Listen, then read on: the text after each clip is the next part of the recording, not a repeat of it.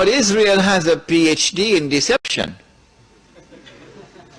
because it's Dajjal at the back of this, the mastermind. And Israel would not want to wage a big war and appear to the world naked, clearly, as an aggressor. No, that's not deception. Israel has to wage her big war and make it appear as though she was only defending herself.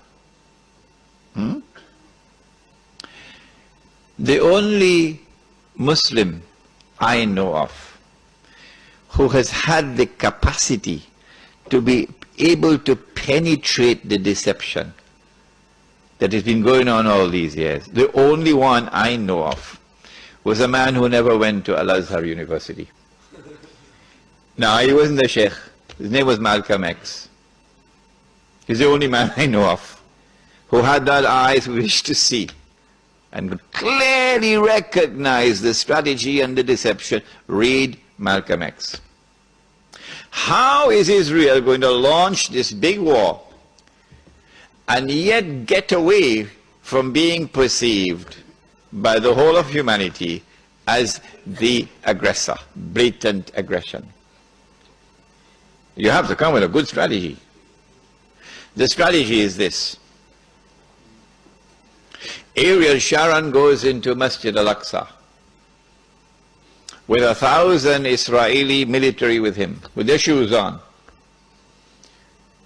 with the full knowledge that this calculated act of extreme provocation must have a response, a fiery response.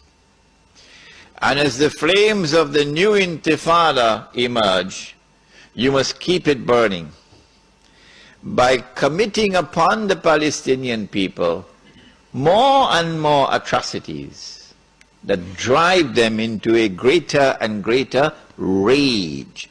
This is planning. This is strategy. This is not happening by accident.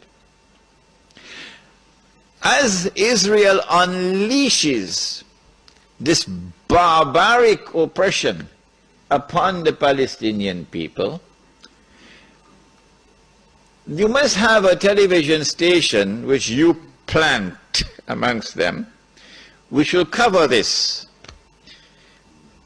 that your Egyptian television would not cover, and your Jordanian government would not allow on Jordanian television, so you create something called Al Jazeera. And the Arab masses believe Al Jazeera is their station. This is the only place in the world we can get authentic information, Al Jazeera. So Al Jazeera is now used to portray all the atrocities. And so around around the Arab world, the masses only have to tune into Al Jazeera and they know what's happening. And so the Arab masses become more and more angry, more and more enraged. And guess who begins to tremble now? The governments which are pro-American. The governments which have entered into peace treaties with Israel.